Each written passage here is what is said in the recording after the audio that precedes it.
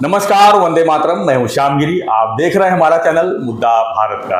मुद्दा भारत का यानी मुद्दा आपका मुद्दा है महाराष्ट्र जुड़ी राजनीतिक खबरों का। आज मैं अपने वीडियो में चर्चा करूंगा और वीडियो का मुद्दा बनाऊंगा कि भाजपा ने पुराने साथियों को खोकर नए साथियों के साथ क्या सफल हो पाई है, क्योंकि लोकसभा चुनाव का परिणाम बहुत कुछ कहता है। हम बात करेंगे, हम चर्चा करेंगे पंकजा मुंडे के बारे में, हम चर्चा करेंगे एकनाथ खड़से के बारे में, हम चर्चा करेंगे विनोद तावड़े जी के बारे में। इनको भाजपा ने दूर भेजा और नज़दीक किसको लिया? हर्षवर्धन पाटिल को उन्होंने नज़दीक लिया, कृपाशंकर सिंह जी को नज़दीक लिया, और भी कई लोग हैं, हम चर्चा करेंगे। और हमारे साथ में है दयानंद नेने जी। हम इनसे ही जानेंगे कि भाजपा ने जो ये किया है क्या उसी की जो है परिणाम भुगतने को मिल रहा है या कुछ और आगे भी होने वाला है, क्योंकि पुराने साथी नाराज़ हैं और नए साथी जो है कुछ सफल नहीं हो पा रहे हैं। हमारा विषय यही है। सर क्या कहेंगे? सर स्वागत है एक बार फिर से हमारे चैनल में। जो मैंने अभी विषय लिया हूँ उस पर आप क्या कहेंगे कि नए साथी क्या सही हैं, पुराने साथी क्यों दूर चले गए, क्यों दूर किए गए, ये काफ़ी लोग पूछ रहे हैं। नमस्ते और वंदे मातरम। श्याम जी थोड़े आप भटक गए हैं, मैं आपको थोड़ा रास्ते पे लेके आता हूँ। अपना जो पहले बात हुआ था, ये चर्चा जो हम करेंगे उसका जो मेन टॉपिक अपना डिसाइड हुआ था वो था कि क्या फडणवीस जी की पकड़ महाराष्ट्र राजनीति पे से फिसल रही है। तो ये मुद्दा था अपना, और उसके ऊपर वीडियो करने का अपना बात हुआ था। तो वही आप टाइटल देना भूल गए, इसलिए मैं टाइटल बता रहा हूँ सबको कि क्या फडणवीस जी की पकड़ फिसल रही है। तो शुरुआत में इसका आंसर मैं देना चाहता हूँ जी। इस सवाल का आंसर है कि फडणवीस जी की पकड़ फिसल गई है। रही है नहीं, फिसल गई है। और इसका विवेचन करने के लिए ये मुद्दे को हम 3 हिस्सों में बांटेंगे। पहला हिस्सा है 2014 साल में जब वो प्रथम मुख्यमंत्री बने महाराष्ट्र के, से लेके 2019 तक। दूसरा हिस्सा है 2019 से लेकर 2022 तक, जब वो विपक्ष नेता करके महाराष्ट्र में काम कर रहे थे। और तीसरा हिस्सा है 2022 से लेकर 2024 तक, आज तक। अभी देखिए 2014 के जो चुनाव हुए महाराष्ट्र के, उस वक्त चारों पक्ष जो मेन पक्ष है महाराष्ट्र में, उस वक्त के मेन पक्ष थे कांग्रेस और राष्ट्रवादी जो सत्ता में थे, और शिवसेना और भारतीय जनता पार्टी। ऐसे चारों पक्ष जो थे वो अलग अलग लड़े थे जी चुनाव। और पहली बार काफ़ी लंबे अरसे से 4 पक्ष अलग लड़ रहे थे। तो उसके जो नतीजा है उसमें जो पक्ष है उनकी असल ताकत कितनी है उसका अंदाज़ा लोगों को आया। और चूंकि 2000 चुनाव में मोदी जी की लाट थी, सुनामी थी, तो भारतीय जनता पार्टी को 123 सीटें महाराष्ट्र में मिल गई। बिल्कुल। शिवसेना को 63 मिली, और ये दोनों कांग्रेस जो थे, कांग्रेस और राष्ट्रवादी कांग्रेस, वो 40-45 के बीच में सीमित रह गई। अभी उस वक्त देवेंद्र फडणवीस भारतीय जनता पार्टी के महाराष्ट्र प्रदेश के अध्यक्ष थे, और एकनाथ खड़से जी महाराष्ट्र के विरोधी पक्ष नेता थे उसके पहले की सरकार में। और सबसे सीनियर नेता उस वक्त एकनाथ खड़से जी थे महाराष्ट्र के, भारतीय जनता पार्टी के। अभी जाहिर था एकनाथ खड़से जी को लगा होगा, सोचना वाजिब है कि मुख्यमंत्री पद के उस वक्त प्रमुख दावेदार वो खुद हो सकते हैं जी। पर केंद्रीय नेतृत्व था जो भारतीय जनता पार्टी का, मोदी जी थे, अमित शाह जी थे, जेपी नड्डा जी थे। उन्होंने अगर उस समय नड्डा जी नहीं थे, उस समय जो है अमित शाह जी थे, पर नड्डा जी होने वाले हैं ये तय हुआ था। सिर्फ अमित शाह जी ने छोड़ना और नड्डा जी ने अध्यक्ष बनना बाकी था। बाकी ये तय हुआ था कि 2014 की बात कर रहा हूँ, 2014 की बात है। तो 14 के दिसंबर में नड्डा जी बने फिर तो, और हम लोग अक्टूबर नवंबर के पीरियड की बात कर रहे हैं।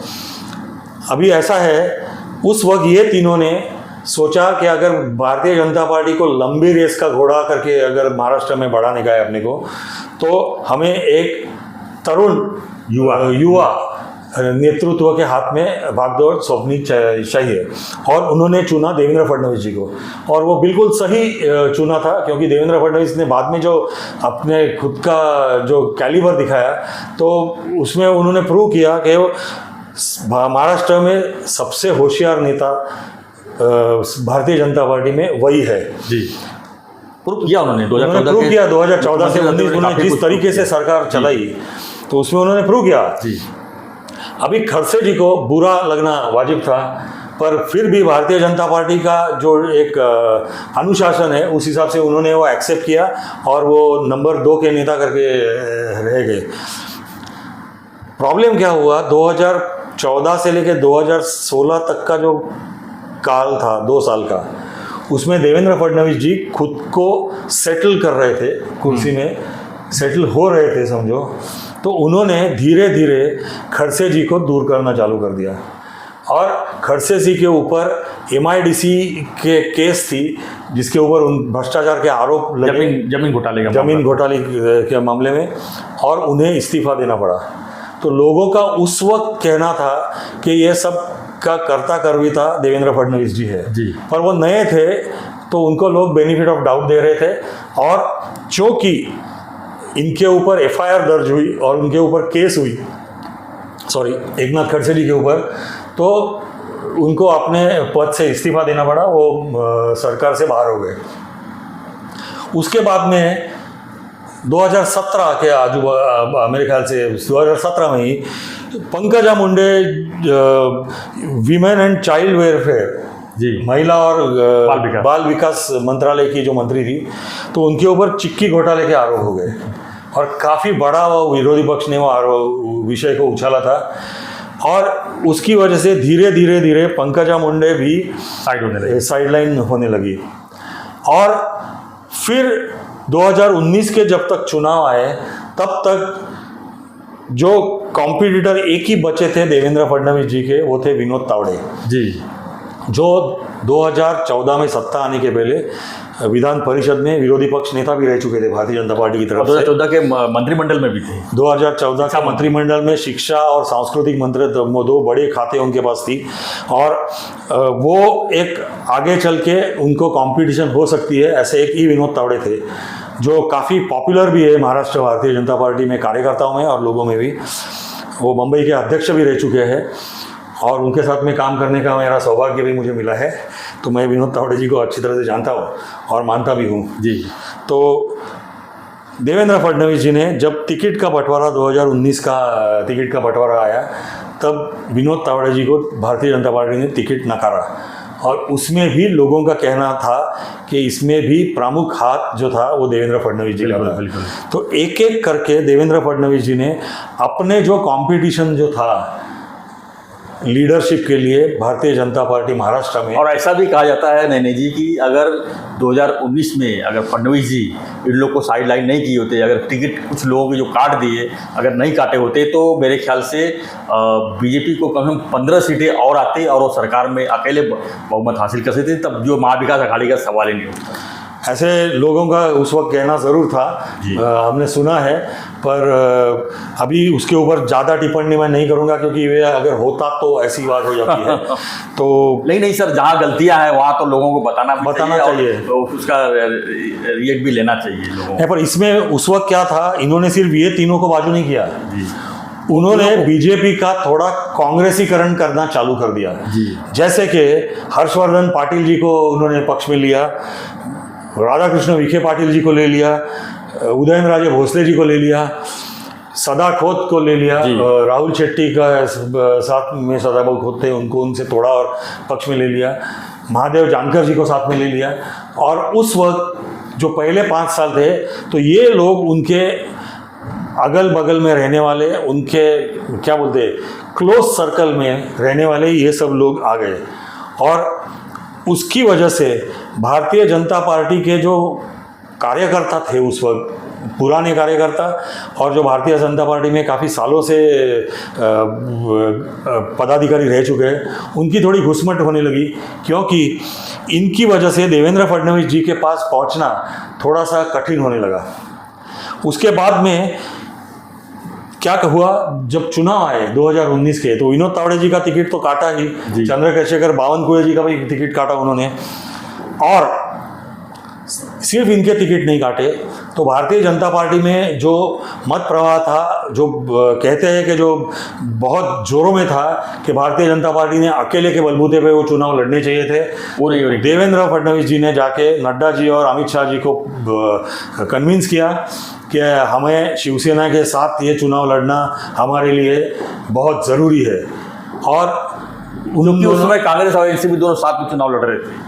नहीं, पर उस वक्त क्या था, शिवसेना सत्ता में तो थी भारतीय जनता पार्टी के साथ में, पर उद्धव ठाकरे जी उस वक्त से ही, लगभग 2017 से ही अपोजिशन की भूमिका में थे। रोज मोदी जी के लिए, अमित शाह जी के लिए अपशब्द बोलना, देवेंद्र जी का इंसल्ट करना। और क्या था, देवेंद्र जी तो चुपचाप सह रहे थे, पर भारतीय जनता पार्टी के जो कार्यकर्ता थे उन्हें बड़ा गुस्सा आता था कि हमारे नेताओं का ये अपमान कर रहा है और हमें रिएक्शन देनी है पर हम नहीं दे पा रहे। तो इसकी वजह से 2019 में जब ये महायुति भारतीय जनता पार्टी के कार्यकर्ताओं के ऊपर थोपी गई, ऐसे एक मन में उनके धारणा हो गई, और देवेंद्र फडणवीस जी के खिलाफ उनका काफ़ी हद तक उनके मन में एक रोष शुरू हो गया कि फडणवीस जी ऐसे क्यों कर रहे हैं। और जब नतीजे आ गए तो बहुत ही धक्कादायक नतीजे आ गए।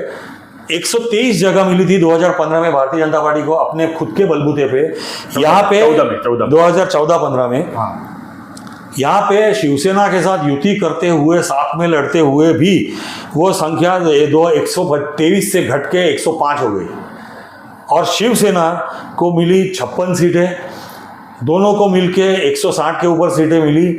महायुति करके वो दोनों लोगों के सामने साथ में गए थे, तो जाहिर था कि जो मैंडेट था वो दोनों ने साथ में मिलकर सरकार बनाने का था। पर उसके बाद में जो इतिहास है आप सबको मालूम है कि कैसे शिवसेना ने धोखा दिया भारतीय जनता पार्टी को, कैसे कांग्रेस और राष्ट्रवादी के साथ में जाके सिर्फ उद्धव ठाकरे की मुख्यमंत्री बनने की जो लालसा थी, इच्छा थी, वो पूरी करने के लिए उन्होंने भारतीय जनता पार्टी के पीठ में छुरा भोंका।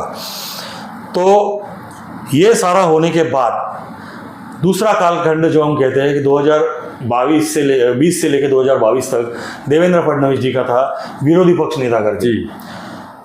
देवेंद्र फडणवीस एक खुद लॉयर है और बहुत ही प्रतिभाशाली नेता है, और मैं तो कहता हूँ महाराष्ट्र के सबसे प्रतिभाशाली नेता सारे पक्षों में मिलकर आज देवेंद्र फडणवीस जी है। तो उन्होंने 2020 से लेकर 2022 तक, 2019 से लेकर 2022 तक को विरोधी पक्ष की जो नेता की भूमिका थी बड़ी खूबी से निभाई। उन्होंने एक भी दिन महाविकास आघाड़ी के लोगों को नींद आएगी ऐसा कभी भी उन्होंने मौका नहीं दिया, और भ्रष्टाचार के उनके अलग अलग लोगों के खिलाफ आरोप जो उन्होंने किए उसके सबूत उन्होंने पेश किए, और उसकी वजह से उनके साथ में इस पूरे कैंपेन में किरीट सोमैया जी ने काफ़ी बड़ी भूमिका निभाई थी उन्होंने। तो इन दोनों की वजह से 2022 में जब राज्यसभा और आपके विधान परिषद के चुनाव एक के पीछे एक सामने आ गए, तब जो घुसमट जो शिवसेना के अंदर, पक्ष के अंदर उनके आमदारों में थी वो उभर के बाहर आ गई, और पहले राज्यसभा के चुनाव में और फिर विधान परिषद के चुनाव में शिवसेना के कैंडिडेट गिर गए, बड़ा क्रॉस वोटिंग हुआ, और उसके बाद में एकनाथ शिंदे कैसे 40 लोगों को लेके पहले सूरत, फिर गुवाहाटी, फिर गोवा, और फिर वापस यहाँ पे आके मुख्यमंत्री बने। ये सारा इतिहास सामने है, मैं दोहराऊंगा नहीं। पर यह इतिहास का जब कल्मिनेशन होने वाला था, लोगों को, सारे लोगों को, महाराष्ट्र की पूरी जनता के मन में था कि अभी देवेंद्र फडणवीस फिर एक बार मुख्यमंत्री बनेंगे, और लोगों के मन में काफ़ी खुशी भी थी उसके लिए। पर ये जोर का झटका उन्हें जब लगा, जब एकनाथ शिंदे जी ने मुख्यमंत्री के प्रति शपथ ले ली और देवेंद्र जी को उप मुख्यमंत्री बनाया गया, और उस वक्त से ये चर्चा शुरू हो गई जोरों से कि क्या देवेंद्र फडणवीस का होल्ड थोड़ा लूज हो रहा है क्या, संगठन के ऊपर का और गवर्नमेंट के ऊपर का भी। क्योंकि उन्होंने साफ साफ कह दिया था भारतीय जनता पार्टी के केंद्रीय नेतृत्व को कि मैं सरकार में शामिल होना नहीं चाहता जी। फिर भी उनको ना ही शामिल होना पड़ा, उनको एक स्टेप नीचे जाके उप मुख्यमंत्री बनना पड़ा। हालांकि उन्होंने बाद में पहला महीना जो उनको बुरा लगा होगा, वो जो एक पर्टिकुलर पीरियड छोड़ा, तो उन्होंने बाद में खुद को संवारा और काफ़ी अच्छी तरह से वो एकनाथ जी का साथ दे रहे हैं और काफ़ी अच्छी तरह से सरकार भी चलाने लगे थे। पर अभी तीसरा कालखंड जो आता है उनका 2022 के बाद 2024 का, जब एकनाथ शिंदे जी को साथ में लेके उन्होंने जब शिवसेना तोड़ी, उसके बाद में एक ही साल में उन्होंने अजित दादा को साथ में लेके राष्ट्रवादी पे प्रहार किया, राष्ट्रवादी के 2 टुकड़े कर दिए। और ये जो वाकया था उसकी वजह से देवेंद्र जी के बारे में लोगों के मन में काफ़ी डिसइल्यूजनमेंट होना शुरू हो गई कि ये आदमी ये क्या कर रहा है, क्या ज़रूरत है। क्योंकि जबरदस्ती घुसाया जा रहा है। इनके 115 थे और 50 एकनाथ जी शिंदे के थे, दोनों के मिलके 165 थे। सरकार को कुछ होने वाला नहीं था, आराम से अपना कार्यकाल पूरा कर सकती थी। इसमें और राष्ट्रवादी तोड़ के आ बैल मुझे मार करके लेने की ज़रूरत क्या थी।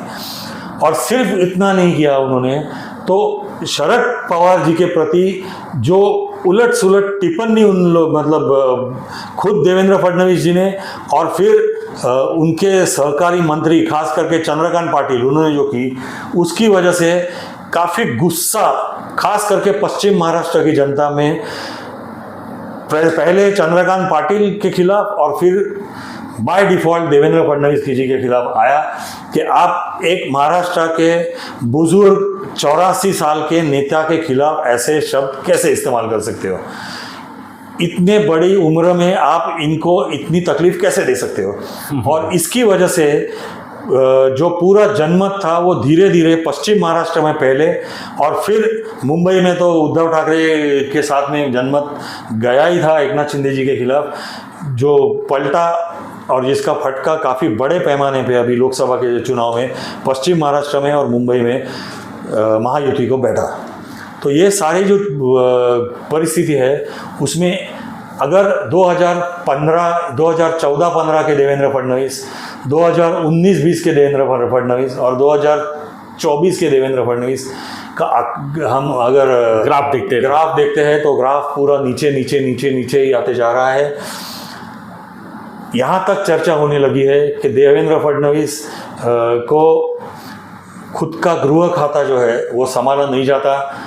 महाराष्ट्र में जो लॉ एंड ऑर्डर की घटनाएं घट रही है या जो घटनाएं हुए ऐसे विपक्ष वो घटना घड़ा रही है ऐसे लोग कहते हैं, जो भी है, पर वो घटनाएं रोकने के लिए गृह मंत्री के तौर पे देवेंद्र फडणवीस फेल हो चुके हैं या फेल हो रहे, ऐसे बड़े पैमाने में चर्चा हो रही है। ड्रग्स के बारे में नासिक से पुणे के जो क्या बोलते हैं उसके न्यूज़ जो बाहर आ रही है उसमें भी वो भी काफ़ी चिंताजनक विषय है कि ये ड्रग माफिया को भी हैंडल करने में महाराष्ट्र शासन और गृह मंत्री के तौर पे देवेंद्र फडणवीस जी क्या फेल हो रहे हैं। एक मिनट लिंक टूटेगी मेरी। सबसे बड़े गुस्सा जो भारतीय जनता पार्टी के समर्थक है उनके मन में है कि अनिल देशमुख जी को आपने 100 करोड़ का रिश्वत बार वालों से मांगने का, और वो किसके थ्रू मांगने का, तो सचिन वाजे वगैरह उनके थ्रू मांगने का, संजय पांडे जी को साथ में रखे हुए पुलिस की यंत्रणा का दुरुपयोग करने का, ये जो सारे आरोप किए, वो जो सारे केस जो थी, वो केस का लास्ट 2 साल में ना कहाँ जिक्र हो रहा है। अनिल देशमुख बेल पे बाहर आ चुके हैं और बड़े कॉलर टाइट करके टीका टिप्पणी सरकार के खिलाफ कर रहे हैं और सरकार जैसे वो वाकये को पूरी तरह से भूल गई है। तो ये भी बड़ा गुस्सा लोगों के मन में है कि आप विपक्ष में रह के जब आरोप करते हो और वो आरोप खुद सत्ता में आने के बाद भूल जाते हो, तो फिर आपकी विश्वासार्हता के बारे में क्या कहे। जी, अभी आप बोलिए। अभी हमारा सवाल ये है कि सर, जितने लोगों को बाहर से इंपोर्ट किया गया है, पुराने लोगों को साइड किया गया है, तो मैं आज ये पूछता हूँ कि खुदा न खास्ता अगर ऐसा कुछ हुआ कि सत्ता परिवर्तन हुआ, यानी कि महायुति सत्ता में नहीं आती है, तो क्या जो बाहर से आए हुए लोग तब भी महायुति के साथ में रहेंगे जब वो विपक्ष में बैठेंगे। देखिए, ये इसके ऊपर एक कोई भी असर्टिव जवाब देना उनके खिलाफ, जो लोग आए हैं उनके खिलाफ नाइंसाफ़ी होगी, ऐसा मैं मानता हूँ, क्योंकि वो क्या करेंगे वो स्थिति पे निर्भर है और इनकी मनस्थिति पे निर्भर है। पर अगर वो छोड़ के गए तो मुझे अचरज नहीं होगा, क्योंकि जो छोड़ने वाले और पकड़ने वाले लोग होते हैं वो सत्ता के लालची कहे जाते हैं, सत्ता के लालच के हिसाब से ही आते हैं। आज महायुति की महायुति सत्ता में है तो सभी लोग आ रहे हैं, अगर यही विपक्ष में बैठेगी तो मुझे नहीं लगता कि यही लोग जो है फिर बीजेपी छोड़ के, एनडीए छोड़ के जो है फिर पक्ष में जिसकी पार्टी बनेगी उसमें जा सकते हैं। ये तो मैं पिछले 25-30 साल से तो यही देख रहा हूँ और ये होता आ रहा है और होता भी रहेगा, इसमें तो कोई नो डाउट है। तो कुल मिलाकर हम यही कह सकते हैं कि अगर हमारे घर के पुराने साथी अगर हम मजबूत हैं, उनको हम अगर साइड लाइन करके नए साथी की तलाश करेंगे तो उसका हर्ष वही होगा जैसे लोकसभा में बीजेपी ने देखा है अभी। और आशा यही रखूँगा कि आगे जो है विधानसभा में ऐसी गलतियाँ ना हो, क्योंकि समय बहुत कम है। अब पुराने साथी जो खो चुके हैं उनको लाना भी बहुत मुश्किल होगा और जो साथी आ चुके हैं उनको हटाना भी जो है काफ़ी नुकसान ही होगा। तो कुल मिला के यही कहा जा सकता है कि जो है उनको खुशहाल रखो और पार्टी के लिए सब मिलजुल के काम करके आगे जो है इसको पॉजिटिव रिजल्ट में बदली करो। समय कम है लेकिन इतना कम भी नहीं है कि हम कुछ कर नहीं सकते। मेरा भी आखिर में यही मनसा है कि देवेंद्र फडणवीस जी को सुबुद्धि हो और जो अनविलिंगली हम कहेंगे गलतियां उनसे अगर कुछ हो गई हो तो वो उसको जल्दी सुधारे। भारतीय जनता पार्टी के जो पुराने कार्यकर्ता है, संघ परिवार जो है वो उनके साथ में था, है, आगे चल के भी रहेगा। पर एक ही बात है कि ऐसे इनकमिंग जो जारी रखते हैं तो उस वक्त अपने घर में जो पहले से अपने भाई बंद है उनके बारे में भी थोड़ा सोचना चाहिए। धन्यवाद सर। तो फ्रेंड्स, आपकी क्या प्रतिक्रिया है इस विषय पर हमें कमेंट बॉक्स लिखिए और ऐसी खबरों के लिए बने रहिए हमारे साथ और देखते रहिए हमारा चैनल मुद्दा भारत का। हाँ, एक सुझाव आप लोगों से भी मांगना चाहूँगा कि अब हम जो विधानसभा चुनाव के विषय पर जो है लगातार हम चर्चा कर रहे हैं, आपके पास भी कुछ इसके रिलेटेड कुछ खबर होगा तो हमें ज़रूर कमेंट बॉक्स लिखिए या हमें व्हाट्सअप करिए, तो हम उसको जो है चर्चा में ज़रूर लेंगे। धन्यवाद, बने रहिए, देखते रहिए चैनल मुद्दा भारत का। चैनल को लाइक, शेयर और सब्सक्राइब जरूर करें। धन्यवाद। जय हिंद, जय महाराष्ट्र, जय श्री राम।